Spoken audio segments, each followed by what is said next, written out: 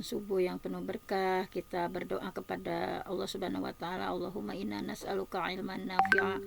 Ya Allah, kami memohon kepadamu ilmu yang bermanfaat, wa rizqan thayyibah, rezeki yang baik, wa amalan mutaqabbala, amal yang diterima oleh Allah Subhanahu wa taala. Nah, baiklah, untuk hari ini kita akan sama-sama mengkaji ya salah satu tema, itu kiat menjadi orang kaya ya. Nah, kiat untuk menjadi orang kaya. Nah, di sini sudah ada ya bahwa bagaimana kita dalam bimbingan wahyu dan teori modern ya, bagaimana kiat menjadi orang kaya. Nah, di sini ada beberapa tips gitu ya, bagaimana secara teori modern tetapi juga dipandu dengan wahyu seperti apa ya. Karena al-mu'minu al-qawi khairum minal mu'minid dhaif gitu ya, bahwa orang mukmin yang kuat lebih Allah cintai daripada orang mukmin yang lemah. Dalam hal ini adalah kuat secara ekonomi. Nah, bahwa Allah lebih mencintai orang mukmin yang kuat daripada orang mukmin yang lemah atau yang dhaif. Nah, di sini penulis menuliskan bahwa di bab 1 ya, bahwa hakikat harta itu seperti apa dan kedudukan orang kaya dalam pandangan Islam itu seperti apa gitu ya, bahwa yang harus kita pahami pertama adalah memahami harta itu hanya titipan gitu ya. Harta itu hanya titipan dan ujian dari Allah, bahwa kita sebagai seorang muslimah harus menanamkan keyakinan dalam jiwa bahwa pemilik mutlak adalah tentu saja Allah Subhanahu wa taala, bahwa harta yang berada di tangan manusia itu hanya titipan sementara yang nantinya akan berpindah tangan gitu. Jadi berpindah tangan dari satu orang ke yang lain, bahwa kesadaran ini sangat penting supaya kita tidak merasa sombong ketika berlimpah harta gitu ya, dan tidak berputus asa ketika dalam kondisi yang lemah, kurang gitu ya, bahwa Allah menegaskan bahwa status harta itu hanya ujian ya, untuk melihat siapa di antara hamba yang ahsanu amala, yang paling baik amalnya, bahwa walanabluwanaku, bahwa Allah menciptakan kematian dan kehidupan itu liyabluwakum, untuk menguji kalian, ayyukum ahsanu amala, siapa di antara kalian yang paling ahsan ya, paling baik amalnya. Nah, di sini diingatkan juga dalam surah Al-Hadid bahwa a'udzubillahi minasyaitonirrajim, i'lamu, ketahuilah, annamal hayatud dunya, bahwasanya kehidupan dunia itu la'ibun, hanya sebuah permainan, walahwun, dan kelalaian, wazinatun, dan perhiasan, watafakhurun, dan saling membanggakan, bainakum, di antara kalian, watakathurun fil amwal, saling berlomba-lomba dalam kekayaan gitu ya, paling berlomba-lomba banyak-banyak harta, wal aulad, dan anak gitu ya. Jadi ayat ini mengingatkan bahwa perlombaan mengumpulkan harta itu seringkali menjerat manusia dalam kelalaian kalau tidak dilandasi dengan iman, bahwa kekayaan itu adalah ujian nyata ya, bahwa wa'lamu annama amwalukum wa auladukum fitnah, bahwa ketahui bahwa hartamu, anakmu, semuanya adalah fitnatun, ujian gitu ya. Wa anallaha indahu ajrun azim, dan sungguh di sisi Allah pahala yang besar. Nah, dari sudut pandang kejiwaan ya, menganggap harta sebagai titipan nanti akan menghindarkan kita dari tekanan batin yang berlebihan ya, misalnya ketika ada fluktuasi ekonomi misalnya. Orang yang memahami hakikat ini akan punya ketenangan karena sadar bahwa ia hanya sebagai pengelola atas aset milik Allah gitu ya, hanya pengelola saja, nanti dari suatu saat bisa berpindah dari kita ke orang lain, dari orang lain ke kita, dan sebagainya. Nah, kemudian tentu saja kita sebagai seorang muslimah gitu ya, bahwa kaya itu adalah bahwa Islam gitu ya sangat mendorong umat untuk menjadi pribadi yang mandiri secara ekonomi gitu ya. Jangan mager, malas-malesan gitu, tapi bagaimana Islam itu mendorong umatnya untuk menjadi seorang entrepreneur, pribadi yang ekonom, yang bagus ya secara ekonomi misalnya. Bahwa orang kaya ya, al-ghani, yang bersyukur, punya kedudukan yang sangat tinggi karena mampu melakukan banyak hal yang tidak bisa dilakukan oleh orang-orang fakir kan. Seperti alhamdulillah dengan kekayaan dimiliki bisa menunaikan zakat, bisa melaksanakan ibadah haji, bisa mendanai jihad di jalan Allah gitu ya, mendanai dakwah gitu ya. Bahwa Nabi memuji harta yang berada di tangan orang yang baik gitu ya. Bahwa Amr bin Al-As radhiyallahu anhu meriwayatkan, ya Amr, kata Rasulullah ya, wahai Amr, ini Amr bin As ya. Kemudian ni'imma bil malis salih, harta yang sebaik ni'imma itu sebaik-baik ya. Ni'imma bil mal sebaik-baik harta, as-salih yang salih, lirajul as-salih adalah yang dimiliki lelaki yang salih. Bahwa kekuatan ekonomi merupakan bagian dari kekuatan umat secara keseluruhan, bahwa muslim yang kuat lebih dicintai oleh Allah daripada muslim yang lemah. Dan kekuatan ini misalnya kuat apa? Kuat secara fisik, kuat secara ilmu, kuat secara finansial gitu. Nah, itu lebih Allah cintai daripada seorang mukmin yang lemah. Nah, di sini ya sangat jelas dalilnya, sudah sering kita baca ya. Al-mu'minul qawiyyu, bahwa seorang mukmin yang qawi, yang kuat, baik kuat secara fisik, kuat secara ilmu, kuat secara ekonomi, kuat secara finansial ya. Khairun, itu lebih baik, wa ahabbu ilallah, dan lebih dicintai Allah, minal mu'minid dhaif, daripada mukmin yang lemah. Wa fi kulli khair, tetapi pada keduanya terdapat kebaikan. Nah, jadi kekayaan yang dikelola dengan penuh syukur akan membawa pemiliknya meraih derajat tinggi di surga ya. Ini membuktikan bahwa menjadi kaya itu bukan penghalang untuk menjadi ahli ibadah. Justru menjadi kaya itu menjadi booster atau pendorong bagi percepatan amal soleh seseorang. Nah, tetapi yang pertama tentu saja harus diluruskan niat ya dalam mencari kekayaan demi kejayaan Islam, bahwa niat itu adalah ruh dari setiap perbuatan, bahwa mencari harta tanpa niat yang benar hanya akan menghasilkan capek fisik gitu ya, dan kegelisahan jiwa gitu. Tetapi ketika mencari nafkah diniatkan untuk menjaga harga diri supaya kita tidak minta-minta gitu ya, bisa menafkahi keluarga, bisa membantu dakwah, maka setiap tetes keringat yang jatuh itu bernilai ibadah di sisi Allah. Jadi Allah menyuruh hambanya untuk mempersiapkan kekuatan ya demi menghadapi musuh-musuh Islam, dan kekuatan itu tentu saja membutuhkan dukungan finansial yang besar. Wa'idu, dan siapkanlah ya, bersiap-siaplah lahum untuk menghadapi mereka, mastata'tum, sesuai yang kalian sanggupi, min kuwatin, kekuatan. Jadi siapkan kekuatan sesuai kemampuan gitu ya. Wa mir ribatil khayl, dari kuda-kuda yang ditambat, turhibu nabihi, untuk berperang, yang dengan persiapan tadi ya, turhibu nabi adu Allah, bahwa kamu menggentarkan musuh Allah, wa adu wakum, dan musuh kalian. Jadi ayat ini secara implisit menyuruh bagaimana kita menguasai ekonomi, karena senjata dan kesiapan perang di zaman sekarang itu sangat bergantung pada kemampuan finansial suatu bangsa gitu ya. Bahwa Nabi juga mengingatkan bahwa tentu saja ya, tangan di atas atau pemberi jauh lebih mulia daripada tangan di bawah atau penerima.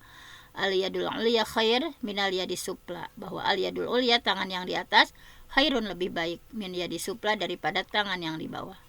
Jadi dengan meluruskan niat ya, kita luruskan niat, seorang muslim akan punya daya tahan yang luar biasa dalam bekerja ya.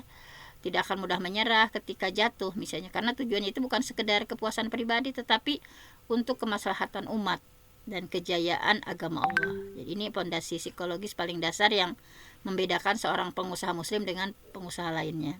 Jadi diniatkannya betul-betul untuk kemaslahatan umat dan untuk kejayaan agama Allah. Nah, kemudian yang kedua adalah, nah ini tentu saja ya, kunci-kunci langit pembuka pintu rezeki, bahwa kekuatan takwa dan istighfar sebagai magnet harta. Jadi dalam upaya meraih kemakmuran, kita sebagai muslim tidak boleh mengandalkan perhitungan angka di atas kertas gitu ya. Bahwa ada faktor penentu yang jauh lebih besar pengaruhnya daripada strategi pasar, yaitu bagaimana hubungan kita dengan Allah gitu. Bahwa takwa yang yang maknanya imtitsalu awamirihi wajtinabu nawahi, yang menjalankan perintah Allah, menjauhi larangan Allah, ini adalah kunci utama untuk menjamin datangnya solusi dari arah yang tidak pernah diduga. Bahwa takwa itu menciptakan ketenangan batin, kita berpikir jernih ya untuk menangkap peluang emas dalam perniagaan. Nah, bahwa dalam surah At-Thalaq, wa may yattaqillah, barang siapa yang takwa kepada Allah, yaj'al lahu makhraja, pasti Allah akan mengadakan baginya jalan keluar, wa yarsukhu, dan memberikan rezeki min haitsu la yahtasib, dari arah yang tidak disangka-sangka. Jadi takwa ya nomor 1, kemudian membasahi lisan dengan istighfar ya, mohon ampun, banyak memohon ampun, itu adalah rahasia langit untuk mengundang kelimpahan. Nah, jadi ketika kita menjalankan ketakwaan ya, kemudian banyak istighfar, pokoknya perbanyak saja istighfar, astagfirullah, astagfirullah, astagfirullah gitu ya. Ini adalah rahasia langit untuk mengundang kelimpahan. Banyak orang yang merasa rezekinya seret gitu ya, banyak orang yang merasa rezekinya itu sempit, seret gitu, karena tumpukan dosa yang menghalangi aliran rahmat Allah. Nah, ini istighfar ini fungsinya adalah untuk membersihkan hambatan tadi, sekaligus untuk mengundang turunnya hujan keberkahan ya, baik dalam bentuk harta maupun dalam bentuk keturunan gitu ya. Nabi Nuh alaihissalam pernah menyeru kaumnya ya, sebagaimana diabadikan dalam surah Nuh ya, ayat 10 sampai 12. A'udzubillahi minasyaitonirrajim. Fakultu, maka aku berkata, istaghfiru, mohonlah ampun kalian ya, Rabbakum, kepada Tuhan kalian, innahu kana ghaffara, sesungguhnya dia itu adalah maha pengampun. Nah, ketika kita istighfar banyak mohon ampun sama Allah, nah dalam Al-Quran sendiri dijanjikan bahwa yursilis sama alaikum midororo, sungguh dia Allah maha pengampun, bahwa dia Allah akan menurunkan hujan yang lebat dari langit kepadamu ya, yursilis sama alaikum midororo wa yumdidakum bi amwali wa banin wa yaj'al lakum jannati wa yaj'al lakum anhara, bahwa ketika kita banyak memohon ampun sama Allah, maka Allah akan menurunkan hujan yang lebat dari langit, dan Allah akan membanyakan harta dan anak, dan mengadakan kebun-kebun untukmu, dan mengadakan sungai-sungai untukmu. Jadi ini kunci ya, perbanyak istighfar, astagfirullah, astagfirullah, astagfirullah gitu ya, baik dengan istighfar yang pendek, astagfirullah atubilai, ataupun dengan istighfarnya siapa Nabi Adam ya, Rabbana zalamna anfusana fa illam taghfir lana wa tarhamna lanakunanna minal khasirin gitu ya. Baik Nabi Yunus ya, la ilaha illa anta subhanaka inni kuntu minaz zalimin, baik permohonan ampunnya yang panjang ya, Allahumma anta rabbi la ilaha illa anta khalaqtani wa ana abduka wa ana ala abdika wa alika mastata'tu a'udzubika min syarri ma sana'tu abu'u laka bi ni'matika alayya wa abu'u bi dzambi faghfirli fa innahu la yaghfiru dzunuba illa anta. Pokoknya perbanyak istighfar. Tadi ya, istighfar itu adalah sebagai untuk ketika jalur dengan Allah ya, dengan langit, kita ingin membukakan limpahan keberkahan dari langit karena terhalang dengan dosa kita, maka istighfar itu adalah sebagai pembersihnya gitu ya, pembersihnya. Nah, bahwa secara psikologis juga membiasakan istighfar itu membangun mental yang rendah hati ya, dan jujur pada diri sendiri bahwa kita itu orang lemah, kita adalah banyak kesalahan, bahwa sikap ini dibutuhkan dalam dunia bisnis untuk evaluasi diri, untuk muhasabah secara berkala, sehingga seorang pengusaha tidak terjebak dalam kesombongan yang menghancurkan. Nah, jadi perbanyak pembiasaan istighfar. Kemudian menjaga hubungan kekerabatan untuk meluaskan jatah umur dan rezeki. Bahwa dalam teori modern sering ya menekankan pentingnya membangun network, istilahnya membangun jaringan, networking gitu ya, untuk memperluas jangkauan usaha. Dalam Islam konsep ini sudah ada dalam bentuk yang lebih mulia dan berbalas pahala gitu ya, silaturahim ya. Networking itu sama dengan silaturahim, kita membuka network atau jaringan, atau kita membuka silaturahim, menjaga hubungan baik ya, baik dengan kerabat, orang tua, saudara, bukan hanya urusan sosial, tetapi ini memiliki dampak langsung terhadap panjangnya umur dan luasnya rezeki. Bahwa kelapangan harta sangat berkaitan erat dengan bagaimana seseorang memuliakan rahim ya, kerabat dekatnya. Nah, di sini Anas bin Malik meriwayatkan bahwa Rasulullah bersabda, man ahabba, barang siapa yang suka, ayu bisatalahu fi rizkihi, diluaskan rezekinya, wa uyun sa'alahu fi asarihi, dipanjangkan umurnya, fal yasil rahimahu, maka hendaklah menyambung silaturahim. Nah, bahwa di sini hadis ini ketuanya menunjukkan bahwa keberkahan rezeki itu tidak didapat dari sikap individualistis. Sebaliknya orang yang peduli pada sanak saudara ya, bahwa Allah akan menolongnya gitu ya, akan mendapatkan bantuan gaib dari Allah dalam urusan dunia. Dalam hadis lain Nabi menegaskan bahwa sedekah yang paling utama adalah yang diberikan kepada kerabat. Nah, jangan lupa ya, jadi supaya kita menjadi orang yang kaya dalam teori modern ataupun dalam panduan wahyu, bahwa harus diingat bahwa kita harus memperhatikan ya saudara dekat gitu ya, bahwa sedekah yang paling utama juga ini diberikan kepada kerabat gitu ya. Salman bin Amir radhiyallahu an meriwayatkan bahwa Nabi bersabda, inna sodakoh, sesungguhnya sodakoh alal miskin sodakoh, sesungguh sedekah kepada orang miskin itu nilainya satu sedekah. Wa ala dzi rahim isnani sodakoh wasilah, kalau kita bersedekah kepada kerabat ya, itu nilainya 2, sedekah dan silaturahim. Nah ini ya, jadi keutamaan kita bersedekah kepada ini ya, dzirrahim. Nah, ini bahwa intinya kepada kerabat. Nah ini dari sisi kejiwaan, bahwa dukungan keluarga dan kerabat dekat ya memberikan rasa security yang luar biasa, rasa aman. Misalnya seorang pengusaha yang punya hubungan keluarga yang harmonis lebih tahan banting daripada ya ketika menghadapi kegagalan ya, beliau lebih resilience ya, tahan banting, karena tahu ada sistem pendukung yang tulus mendoakan, bukan sekedar hubungan profesional yang kering gitu ya. Nah itu dalam Islam bahwa jangan lupa ketika bersedekah yang harus lebih kita perhatikan itu adalah kerabat dekat dulu gitu ya, sebelum yang lain-lain. Kemudian keajaiban sedekah dan zakat dalam melipat gandakan aset secara nyata. Nah bahwa ada hal yang paradoks ya dalam ekonomi wahyu. Nah di sini bahwa harta yang kita keluarkan untuk di jalan Allah tidak akan berkurang gitu ya, mana kosot, tidak akan berkurang. Bahwa apa yang kita keluarkan, apa yang kita sedekah di jalan Allah tidak akan berkurang, tapi justru bertambah secara kualitas dan kuantitas. Bahwa contohnya ya zakat itu kan fungsinya membersihkan kotoran harta, sementara sedekah berfungsi sebagai investasi dengan bunga pahala yang tidak terhingga di sisi Allah. Nah ini mentalitas memberikan ini yang membebaskan seseorang dari rasa takut akan miskin yang seringkali ditiupkan oleh setan gitu ya. Nah bahwa Allah sudah menjanjikan melipat gandakan bagi siapa yang infak hartanya dengan ikhlas gitu ya.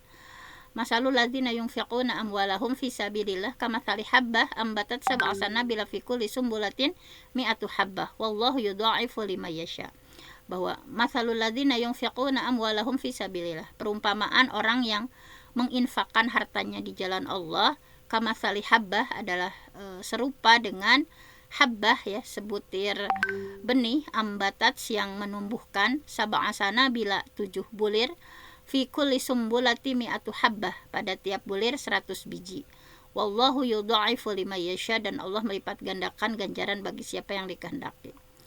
Nah jadi ini adalah kepastian yang tidak boleh diragukan. Rasul secara tegas bersumpah bahwa harta itu tidak akan pernah susut karena aktivitas memberi. Mana kosot min malin ya, dengan kita bersedekah itu pokoknya tidak berkurang, tetapi justru bertambah secara kuantitas maupun kualitas.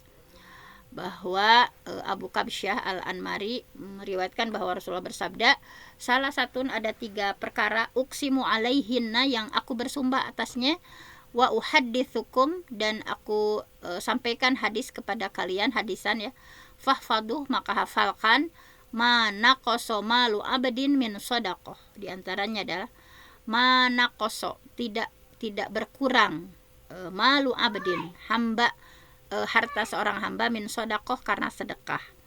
Jadi harus diyakini bahwa mana koso malu abdin min sodakoh, tidak berkurang ya harta seorang hamba karena sedekah. Nah ini harus kita yakini gitu ya.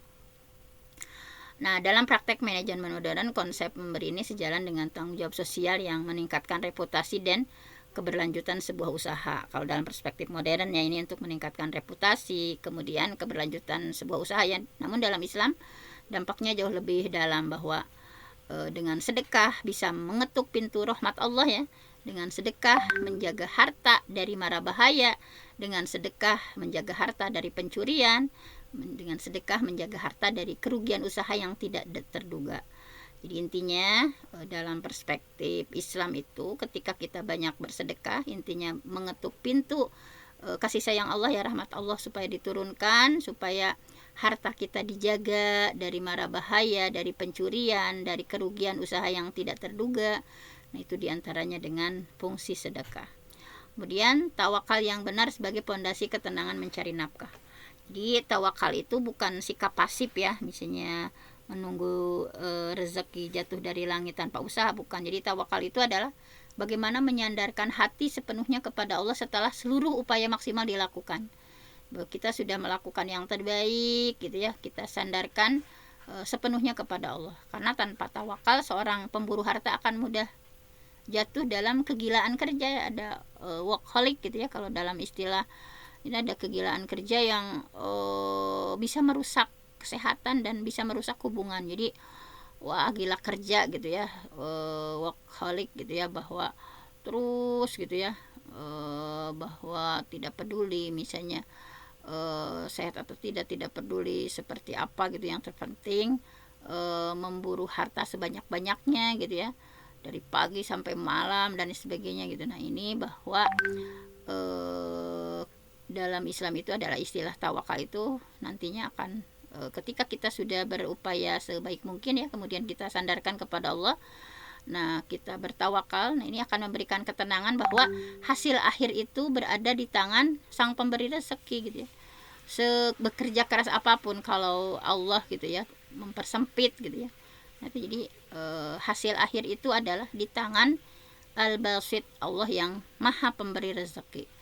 Wa may yatawakkal 'ala Allah fahuwa hasbuh, dan siapa yang tawakal kepada Allah pasti Allah akan mencukupkan keperluannya. Jadi Nabi memberikan perumpamaan yang sangat indah ya tentang bagaimana tawakal dibarengi dengan usaha yang nyata. Nah ini melalui perumpamaan seekor burung, bahwa Umar bin Khattab ya radhiyallahu an meriwayatkan bahwa beliau mendengar Nabi bersabda, "Lau annakum kuntum tawakkalun, sekiranya kalian bertakwa, lau annakum kuntum tawakkalun, sekiranya kalian bertawakal Allah kepada Allah, haqqa tawakkulihi, dengan benar-benar tawakal, la ruziqatum, niscaya dia Allah akan memberikan rezeki kepada kalian, kama yarzuqut tayr, sebagaimana Allah memberikan rezeki kepada burung, taghdu khimasan, bahwa burung itu kan berangkat di waktu pagi dalam keadaan lapar, wataruhu bitonan, dan pulang di sore hari dalam keadaan kenyang. Jadi Rasulullah mengisyaratkan tuh lihat gitu ya, gitu bahwa ketika kita betul-betul bertawakal kepada Allah, bahwa la rizqtum, bahwa Allah akan memberikan rezeki. Nah Allah diilustrasikan oleh Nabi ya, kama yarzuqut tayr taghdu khimasan wataruhu bitonan, bahwa Allah memberi rezeki kepada burung berangkat di pagi hari dalam keadaan perut kosong lapar ya, wataruhu bitonan, dan pulang di sore hari dalam keadaan kenyang. Nah jadi kita harus perhatikan bahwa burung tidak diam ya di sarangnya, bahwa berangkat mencari makan. Ini adalah keseimbangan antara ikhtiar batin dan lahir. Nah dengan tawakal seorang muslim terhindar dari toma gitu ya, yang menghalalkan segala cara demi harta gitu ya. Kemudian akan bekerja dengan penuh integritas karena yakin bahwa jatah rezeki itu tidak akan tertukar dan pasti akan sampai kepada seseorang ya sebelum ajalnya tiba, bahwa ketenangan ini menjadi modal psikologis terbesar untuk bagaimana menjadi seorang kaya yang bijaksana. Kemudian terakhir dulu ini ya, ikhtiar bumi dan etos kerja profesional para salaf, bahwa pentingnya bekerja keras dan menjauhi sifat meminta-minta. Jadi dalam menapaki jalan menuju kekayaan ini, Islam mengajarkan bahwa kemuliaan seseorang itu memang terletak pada kemandiriannya, bahwa bekerja keras mencari nafkah itu bukan sekedar aktivitas ekonomi, tapi bentuk penjagaan harga diri, bahwa supaya tidak terhina dengan meminta-minta kepada orang lain ya, bahwa secara kejiwaan mandiri finansial itu membangun rasa percaya diri yang kokoh gitu, dan kesehatan mental yang stabil, karena seseorang tidak menggantungkan hidupnya pada belas kasihan makhluk lain gitu ya, bahwa Nabi memberikan dorongan yang sangat kuat supaya kita bergerak mencari peluang meskipun harus melakukan pekerjaan kasar yang dianggap rendah misalkan oleh sebagian orang, bahwa di sini ya, la ayyakhudha ahadukum hablah, sungguh jika salah seorang di antara kalian yang membawa ya seikat kayu, fayati bi huzmatil hatab ala dhahri, kemudian datang membawa seikat kayu bakar di atas punggungnya, fayabi aha, kemudian menjualnya, fayakufallah biha wajhahu khair lahu min ayas alan nas a'tauhu aw mana'uhu, maka dengan ini Allah menjaga wajahnya atau kehormatannya lebih baik baginya daripada meminta-minta kepada orang lain baik mereka memberi atau menolaknya. Nah, jadi bekerja dengan tangan sendiri adalah tradisi mulia para nabi ya. Hal ini menunjukkan bahwa tidak ada jalan pintas untuk menuju kesuksesan, menuju kemakmuran tanpa adanya cucuran keringat dan usaha yang nyata, bahwa Rasulullah ma'akala ahadun ta'aman qattun khair min ayyakula min amalin yadih wa inna nabiyallah Daud alaihissalam kana yakulu min amali yadih, bahwa tidaklah seseorang memakan suatu makanan yang lebih baik daripada ia makan dari hasil kerja tangannya sendiri, dan sungguh Nabi Daud ya alaihissalam makan dari hasil kerja tangannya sendiri. Jadi dalam dunia modern, prinsip ini selaras dengan konsep hard work ya, kerja keras yang menjadi pondasi setiap kesuksesan. Bahwa sifat malas adalah musuh utama ya. Dengan bekerja keras kita sebagai seorang muslim sedang mempraktekkan bentuk ketaatan kepada Allah dan mengikuti sunnah para rasul. Nah, bahwa ini ya, mungkin satu lagi lah ya, masih ada waktu sedikit. Memahami perdagangan yang diberkahi dan menjunjung kejujuran. Jadi dalam teori ekonomi dan bisnis sekarang ya, jujur itu sebagai aset yang paling berharga. Integritas ya, kejujuran itu adalah aset yang paling berharga, bahwa Islam sudah meletakkan kejujuran sebagai syarat utama keberkahan. Jadi syarat utama keberkahan itu dalam perdagangan adalah jujur. Bahwa perdagangan yang dijalankan dengan transparan, tanpa penipuan, antarodin, saling ridho, akan mendapatkan keuntungan yang tidak hanya sifatnya materi tetapi ketenangan batin. Bahwa Allah berfirman ya di sini, a'udzubillahi minasyaitonirrajim, ya ayyuhalladzina amanu, wahai orang beriman, la ta'kulu amwalakum bainakum bil batil. Jangan kalian saling memakan harta sesama dengan jalan yang batil. Illa antakuna tijaratan ang taradi minkum, kecuali dengan jalan perdagangan yang berlaku atas suka sama suka, saling ridho di antara kalian. Bahwa jujurnya seorang pedagang akan mengangkat derajat nanti di hari kiamat bersama para pejuang di jalan Allah. Ini menunjukkan bahwa betapa beratnya menjaga kejujuran di tengah persaingan bisnis ya. Namun balasannya sangat luar biasa. Bahwa Rasulullah bersabda, at-tajir as-saduq, at-tajirus saduq, pedagang yang jujur, al-amin yang amanah, ma'an nabiyyin, nanti akan bersama para nabi, was-siddiqin, para orang-orang jujur, wasyuhada, dan para syuhada. Subhanallah, saking susahnya menjadi seorang pebisnis yang jujur itu, nanti derajatnya seperti ini. At-tajir as-saduq al-amin, pedagang yang jujur, pebisnis yang jujur, yang amin, amanah, terpercaya, nanti di hari kiamat ma'an nabiyyin, akan bersama para nabi, was-siddiqin, orang-orang yang siddiq, wasyuhada, dan para syuhada. Nah, jadi secara praktis kejujuran membangun kepercayaan pelanggan ya. Ini adalah kunci keberlanjutan bisnis dalam jangka panjang. Seorang pengusaha yang jujur tidak akan melakukan praktik manipulasi timbangan ya, tidak akan menyembunyikan cacatnya barang atau melakukan sumpah palsu demi melariskan dagangan misalnya. Dengan menjunjung tinggi nilai ini, pintu-pintu rezeki yang barokah akan terbuka lebar.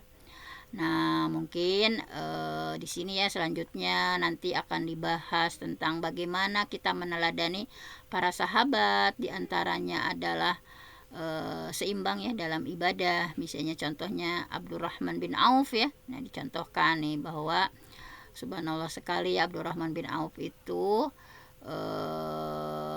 di sini bahwa ketika ya ditawari oleh sahabat Ansor, Abdurrahman bin Auf menunjukkan mentalitas pejuang ekonomi. Beliau menyampaikan, barakallahu laka fi ahlika wa malika dulluni alayya suq.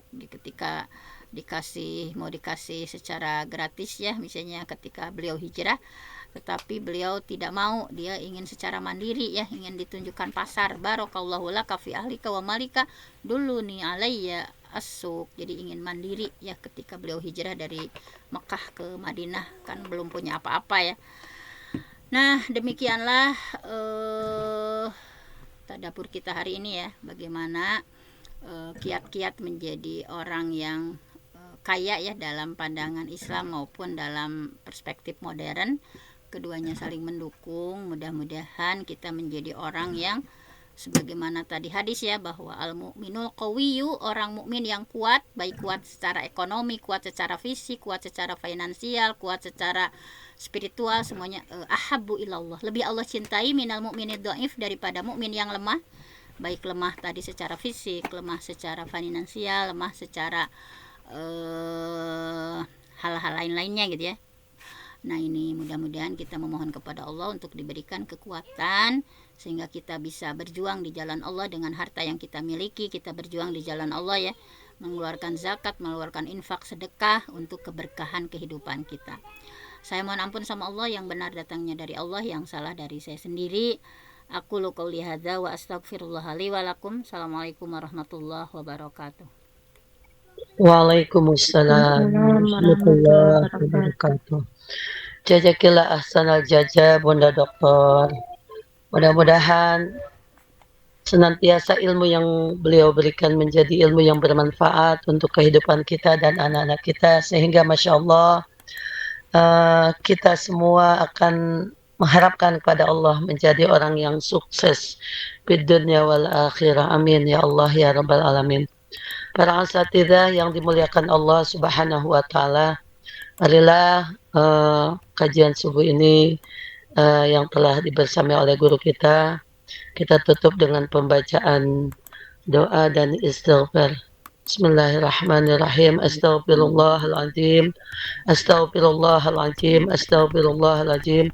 Subhanakallahumma wa bihamdika asyhadu an la ilaha illa anta astaghfiruka wa atubu ilaik. Mohon izin, jazakumullah ahsanal jazaa.